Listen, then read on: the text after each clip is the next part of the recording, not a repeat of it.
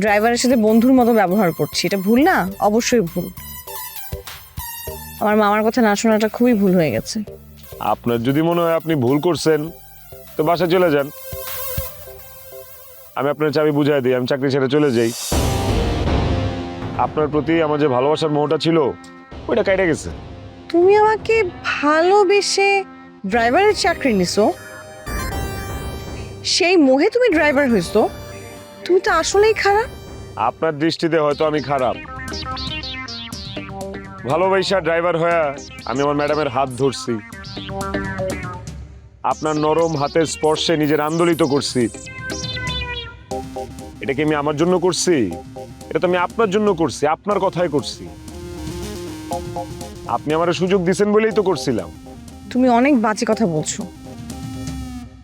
আর একটা বাজে কথাও বলবে না। আজকে থেকে তোমার দেওয়া চাকরিও আমি করব না, আর তোমার ড্রাইভিং এ আমি গাড়িতেও চড়বো না। ঠিক আছে, আপনার কথাই থাকলো। এই ধরেন আপনার চাবি, আপনি ধরেন।